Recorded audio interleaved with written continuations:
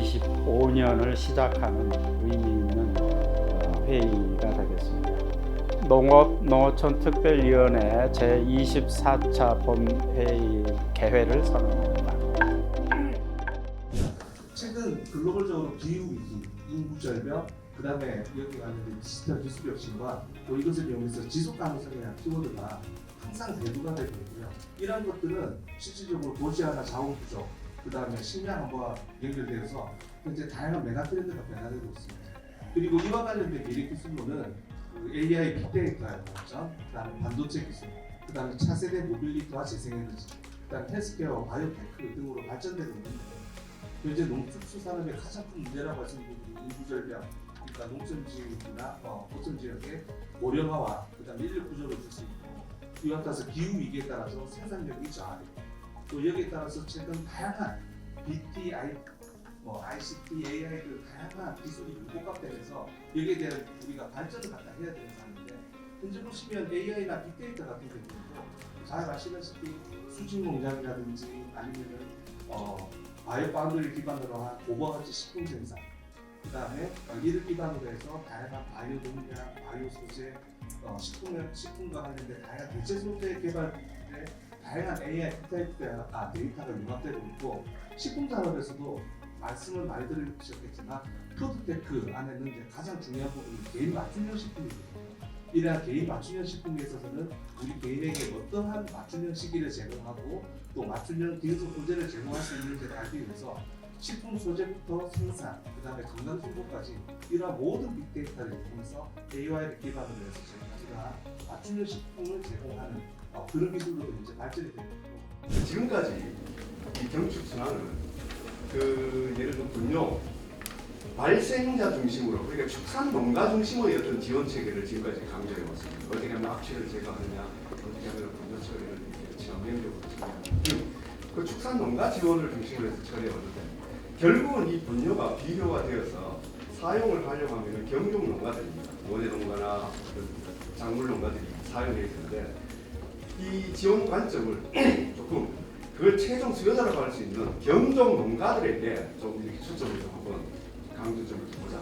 그래서 이번 안을 그런 관점에서 새롭게 마련했다고 이해합니다.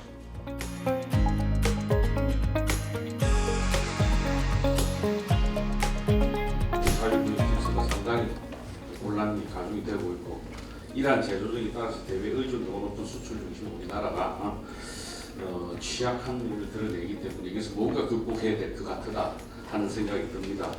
그 대안으로서 우리 식품이 아주 저는 필요하다 그런 것입니다.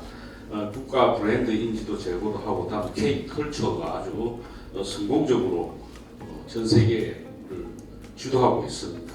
이런 매력도 상승을 위해서 우리 식품 산업 또한 그 속에 하나의 문화로서 K푸드가 상당히 크게 자리 잡고 있는데 미래 수출 산업으로 육성해야 될 필요가 시급하다 하는 것입니다.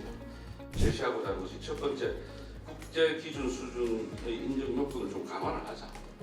이제는 시대가 달라졌다.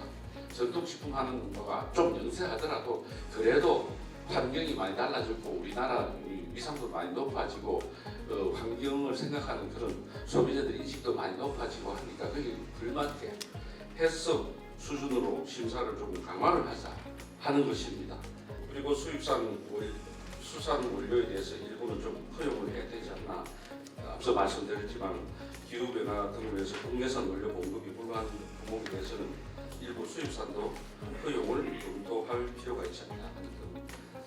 자문 내용에서는 산촌 활성화, 민간 참여, 확대 수단 반영, 경제성 검토 등에 관한 사항 등 지역 민간 업체와 상생 가능한 방안을 마련하는 것입니다. 자문 대상으로는 공립휴양림 등 숙박 제공 사진복구 시설을 중심으로 하고 신설, 중축, 계획 수립 시 지원 기관의 협조를 받아 자문하도록 하는 것입니다.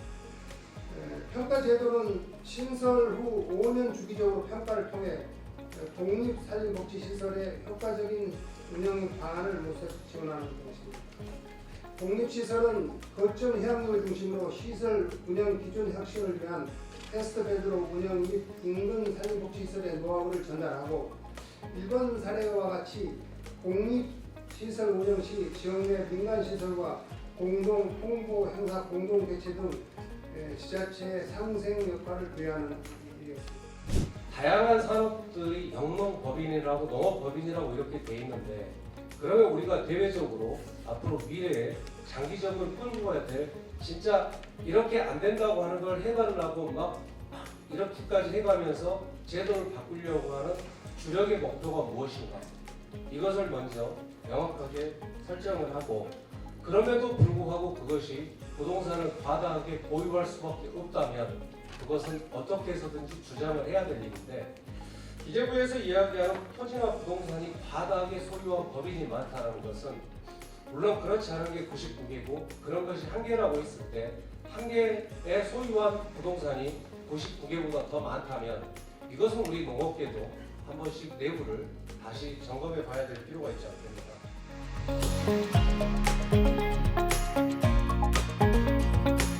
원안대로 의결하도록 하겠습니다. 그러면 이제 회의는 마무리가 되었습니다. 지금 농업계는 굉장히 큰 대전환의 시대에 있습니다. 경영을 해나가는 농업을 해야 우리 농업이 다음 단계로 더 발전을 할 수가 있습니다. 지금 말씀드린 그런 것들이 편안하게 서로 이해하고 이해의 폭을 넓히는 그래서 정책 방향을 확실하게 정해서 나가는 그런 일들을 오늘 논의를 했습니다. 오늘 정말 의미 있는 회의를 했습니다.